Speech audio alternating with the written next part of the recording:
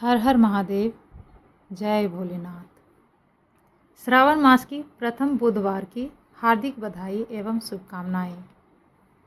श्रावण मास के प्रथम बुधवार को विघ्नहर्ता श्री गणेश की पूजा किया जाता है और उनके व्रत का पालन किया जाता है। व्रत का पालन कर कथा अवश्य करें। तो आइए जानते हैं बुधवार व्रत कथा। बुधवार के दिन विघ्नहर्ता श्री दाता गणेश की पूजा करनी चाहिए। तो सभी को इस बुधवार का व्रत करना चाहिए और व्रत कर कथा का अध्ययन जरूर करें। बुधवार व्रत कथा। एक समय की बात है, एक व्यक्ति का विवाह हुए कई वर्ष बीत गए।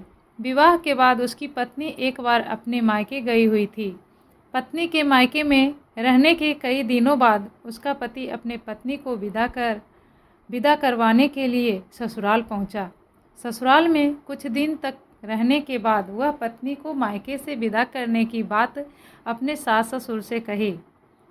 बुधवार का दिन होने के कारण उसके सास ससुर ने कहा कि इस दिन बेटी ससुराल नहीं जा सकती, इस कारण विदाई नहीं हो सकती है। लेकिन व्यक्ति नहीं माना और अपनी पत्नी को मायके से विदा कराकर अपने घर की तरफ चल दिया। रास्ते में जाते वक्त पत्नी को बहुत तेज प्यास लगी। तब पति पानी की तलाश में इधर उधर भटकने लगा। काफ़ी देर के बाद जब वह पानी लेकर वापस लौटा तो उसने देखा कि पत्नी के पास उसी की वेशभूषा में कोई अन्य व्यक्ति पत्नी के संग में बैठकर बातें करता हुआ दिखाई दिया। दोनों व्यक्ति आपस में लड़ने लगे। पहले व्यक्ति ने गुस्से में दूसरे व्यक्ति से पूछने लगा कि वह कौन और क्यों उसकी पत्नी के साथ बैठकर बातें कर रहा है। फिर आपस में लड़ने लगे। दूसरे व्यक्ति ने कहा कि यह मेरी पत्नी है। दोनों के बीच भयानक लड़ाई होने लगी।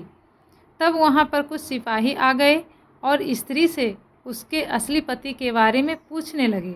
दोनों व्यक्ति को देखकर स्त्री हैरान हो गई कि कौन मेरा पति है। वह दुविधा में पड़ गई क्योंकि दोनों एक जैसे ही लग रहे थे। तब पहला व्यक्ति परेशान होकर मन में कहा कि भगवान ये कैसी आपकी लीला है। तभी आकाशवाणी हुई कि बुधवार के दिन पत्नी को विदा करवाकर नहीं ले जाना चाहिए था। यह सुनकर पहला व्यक्ति समझ गया कि यह भगवान बुद्ध की लीला है।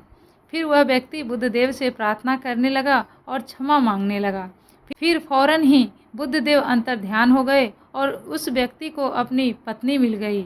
तभी से हर दिन बुधवार के दिन भगवान गणेश जी की पूजा होने लगी।